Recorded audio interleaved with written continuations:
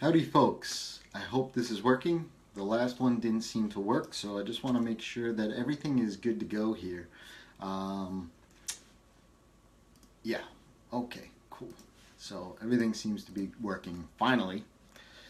Um, so I think that for those that are watching the replay, please leave a comment below. And for those that are coming into this, I'd love to hear your comments on this as well, because this is something that a lot of people don't talk about. And on day 18 of this 22 ways to automate your freelance business, this one will increase your sales. Guarantee it. Better yet, it'll increase your conversion on sales. All right. So I'd love for you to jump in here, join in this conversation. A lot of people don't talk about this, but it's something that I know that I've recognized in myself. And Justin Jackson, I spoke with him a couple of months ago, and he also made mention of this, even in the midst of our conversation. So, how's it going, Emily? Christian, how's it going? So, here's what Ben, how's it going, Ben? Um, here's what Justin's quote summed it up perfectly. He basically said that freelancers are in the most privileged positions ever, right? If you learn and build this muscle of listening, empathy, and pattern recognition, you are at ground level for seeing what kind of things people are willing to pay for. That's pretty powerful if you think about it, right? So here's the thing. Pattern recognition is something that a lot of people don't pay too much attention to. But I know for myself, it was a skill that I kind of had as an introvert.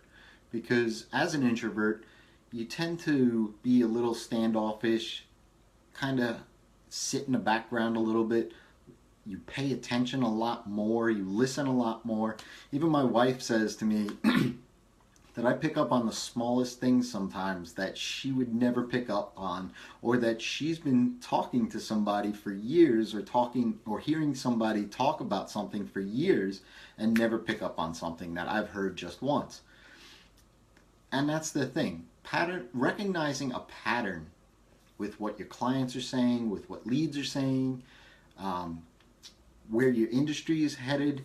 These are all things that after a while you start hearing the same kind of things, and you start to form this hypothesis, this theory that, hey, maybe this is a need that somebody has, right?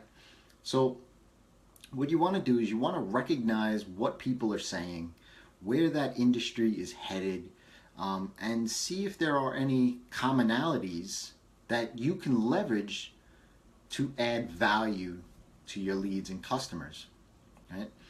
You do this first by asking the same questions over and over and over to more and more people.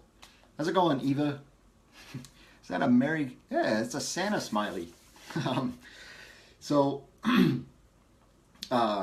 what you want to do is ask more and more questions to more and more people, those same questions to more and more people rather, so that you start to see patterns in their responses. And when you see a pattern in their responses, it allows you to be able to kind of figure out what their pain points are, right? So when you ask questions to brand new clients about why they hired you, and we spoke about that on several different occasions in past videos, that if you see a pattern, then you gotta be able to recognize that and listen to it, right?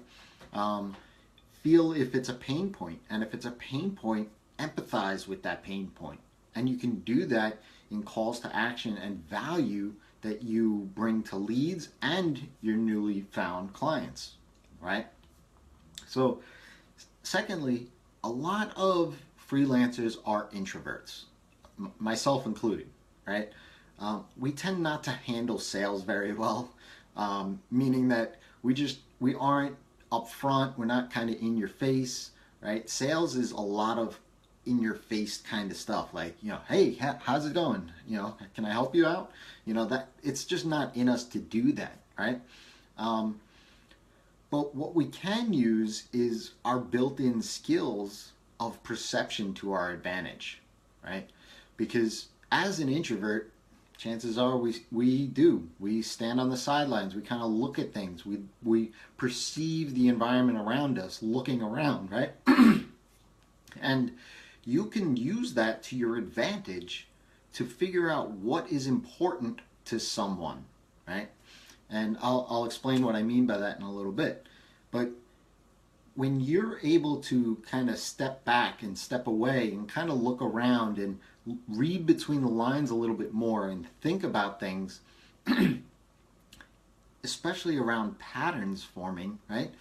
You're able to, oh, hey, look, there's something here because you're the fifth person I've talked to this week that has told me something about this, right?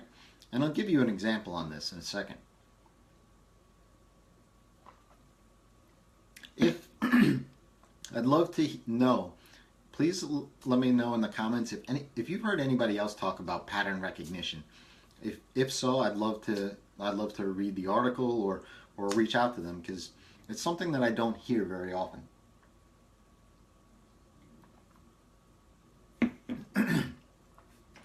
So here's the thing, right? I talked to many of you and many of other freelancers, right? And lately, and I talk a lot about recurring revenue and figuring out what that ideal client is and building your ideal solution around your client's biggest pain points, right? The thing here is that what I've been asked a lot about is, how do I currently shift if my ideal client isn't exactly the clients that I have now? How can I shift to my ideal client without alienating and without having too much time on my hands to concentrate on grabbing those ideal clients? How can I make that transition, right? I've heard that from many of you over the past couple of weeks, right?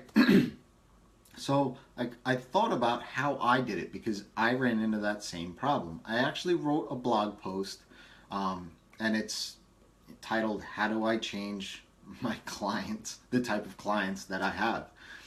Just go on my blog. I wrote it. It was released today, but it basically talks about the steps that I did in order to do that, right? And you can be tactful on how to do it and be smart about it, so that it's effective for you and you don't alienate your own clients, right? So that was me hearing what you guys are talking about and what you guys are asking me, right? Not just coming out and asking me, how do I change my client type, but hearing your problems and how you think about, how do I build recurring revenue when I already have this established business that I really have no time to even focus on, right? Clients and projects and everything else are eating up all my time. How do I spend time on my business to change that, right? So it got me thinking a little bit, and that was me recognizing a pattern that you guys are talking about. So here's how you can use this, right? So remember how I said before that you kind of look around at the environment to see what's important to people, right? So you can see, like, I have this poster back here, and I've got some, music. I got, this is a band. This is a baseball stadium of my favorite stadium ever, Shea Stadium, not Citi Field, Shea Stadium. And a bunch of, geeky toys over here, right? Those things are kind of important to me, but you can see music, sports, geekdom, right? All of that kind of stuff is stuff that interests me, right? Over here, just off camera, you can see, well, actually, we can just go on camera, right? So, family, right?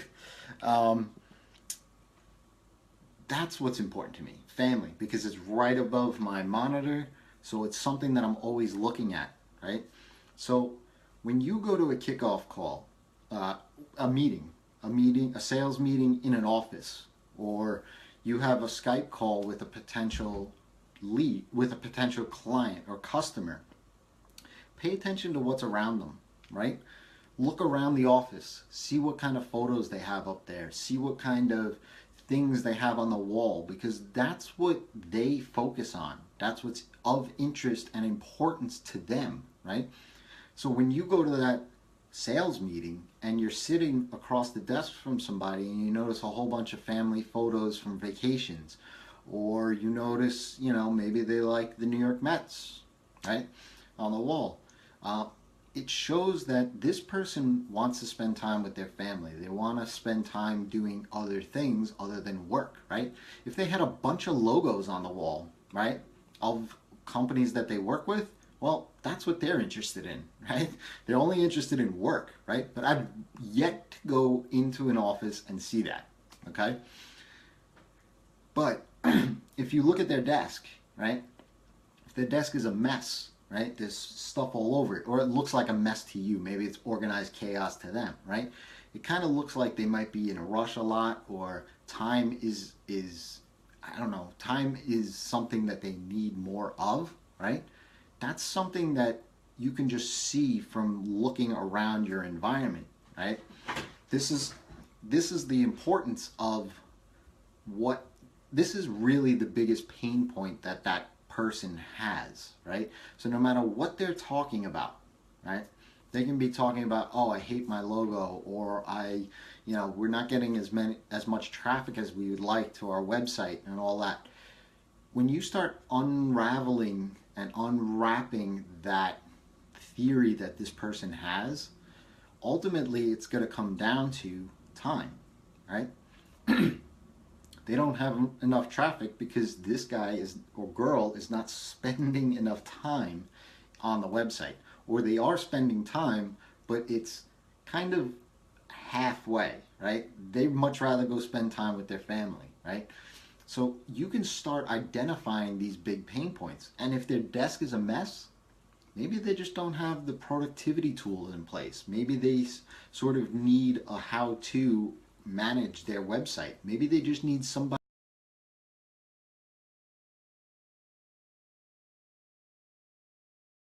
that you can use to your advantage.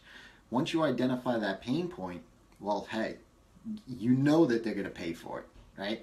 Because if I sat across the desk from somebody and they started saying, I need a new website, or I need this and that and the other, and I noticed that they have a lot of family photos and stuff, I'm going